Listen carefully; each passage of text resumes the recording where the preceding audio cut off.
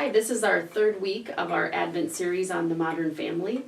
My name is Trish Lockmer, Director of Faith Formation here at St. Elizabeth Ann Seton, and I'm joined by our pastor, Father Mark Ressler. And we're excited to have you here again for another week of just a little bit more exploration, diving further into the message that Father Mark shared with us this past Sunday. And so you might be doing that in a small group with people in the parish or friends that you've gathered together because you thought the first two videos were amazing. Maybe you are doing it as a family, or maybe you're doing it for some individual reflection. However you've seen these videos help to grow you and to push you forward is how we want you to utilize it. So what we try to do each week is to recap what we've talked about, remind you of what the series is, then provide a summary of the past Sunday's readings, message, and then provide a little bit of practical application and a scripture to ponder for the week until we meet again at our Sunday liturgy. So with that, Father Mark. Thank you, Trish. We've been making our way through the Advent season here, and Advent, as you know, is 4 weeks long. And so each week we've been dealing with a different theme in terms of family. First week was family as a community of love. The second week was family in terms of preparing the way of the Lord. This week we talk about family from another perspective, a community of grateful sharing.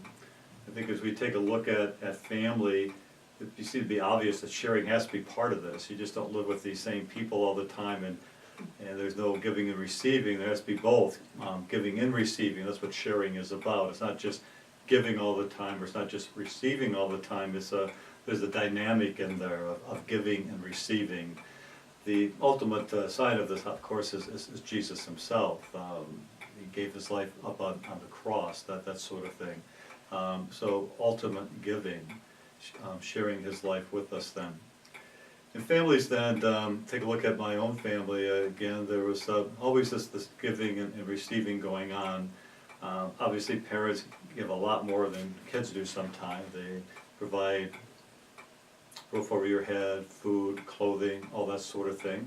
When I was growing up as a kid, we didn't call them chores. We just kind of said, Mom and Dad said, well, you can help with dishes every night, okay? So we do dishes every night. Or mow the grass all summer long, okay? Mow the grass all summer long. And in my mind, it always was, well, my parents have given me a lot, and so I need to return that, give it back then. So that giving and receiving that goes on. And as you get older then it becomes more dynamic in terms of perhaps sharing what's in your heart.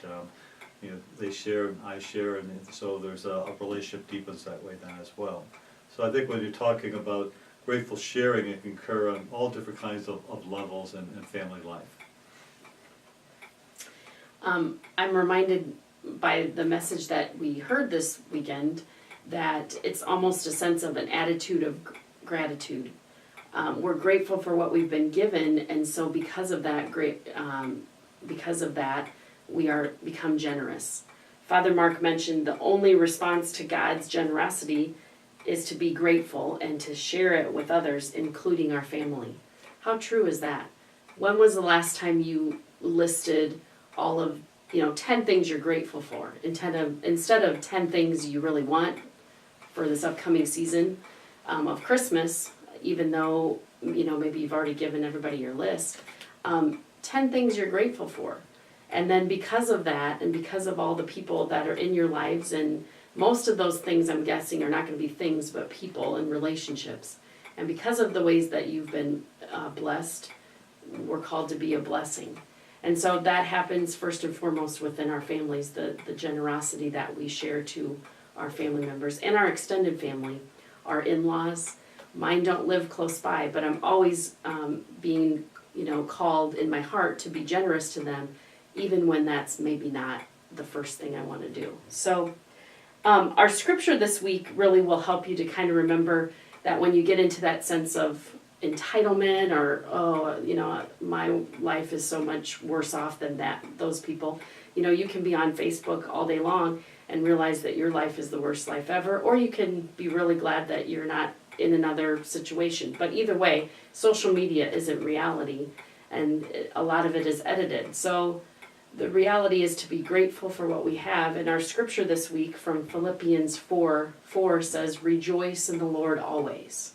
And so that's our prayer for you, that you would take time to rejoice in what God has blessed you with, and in turn then share that generosity with other people.